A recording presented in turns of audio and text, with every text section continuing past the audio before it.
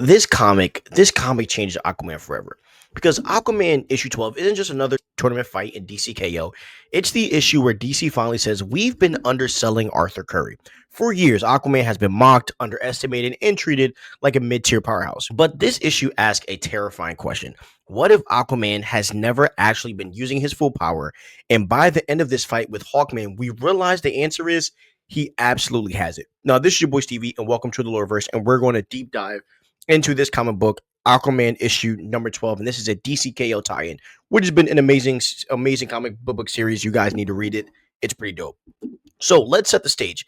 This takes place during DC K.O, which is a cosmic tournament designed to decide which champion is worthy of confronting the heart of Apocalypse, the same force tied directly to Darkseid's return. Now, here's the important detail. This tournament isn't about skill. It's about who can withstand cosmic corruption. That's why heroes are being forced to fight each other.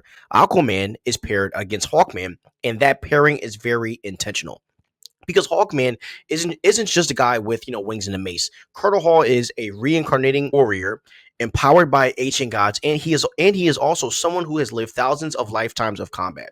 And in DC lore, Hawkman is considered one of the most experienced fighters on Earth.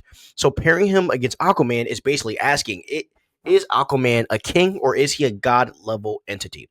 And the issue opens with Aquaman deeply uncomfortable. I wouldn't say he's scared. I wouldn't even say he's unsure, but you could tell that Aquaman is morally uneasy. See, Arthur Curry isn't a gladiator. He's a king. He's a protector of life. And now he's being told to fight a friend for survival.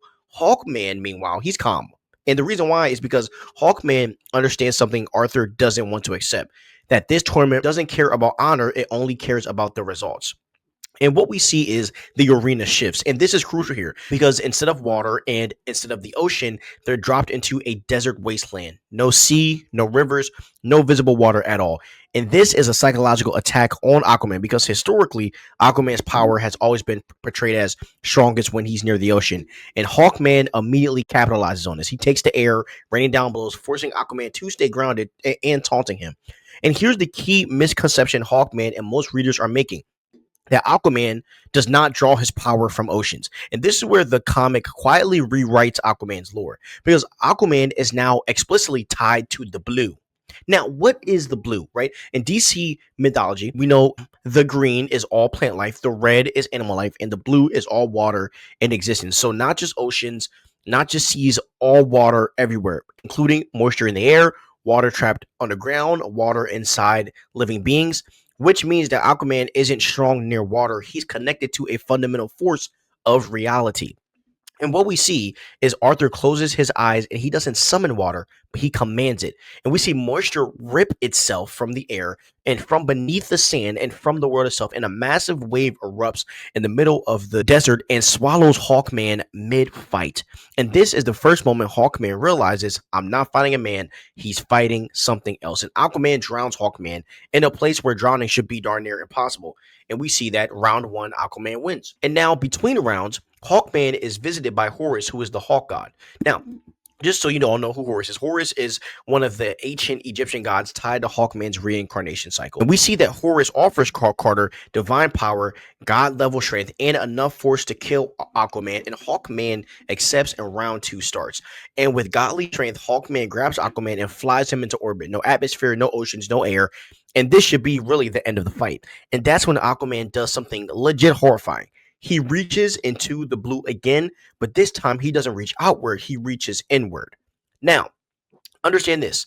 The human body is mostly water, blood, cells, and plasma.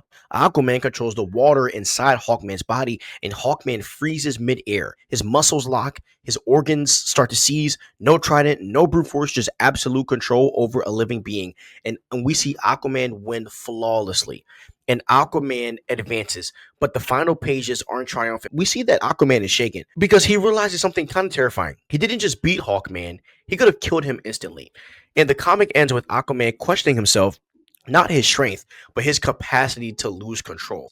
Now, the reason why this issue spoke to me so much this week, and I reread it like 9 times, is because Aquaman issue number 12 does one thing perfectly. It shows that Aquaman isn't underrated. He's restrained. And if Arthur Curry ever fully embraces the blue, he wouldn't just be one of the strongest heroes, he'd be one of the most dangerous forces in the DC universe. Hope you guys enjoyed this video breaking down Aquaman issue number 12, a part of the DC K.O. Hope you guys have a great day. Stay crispy and peace out.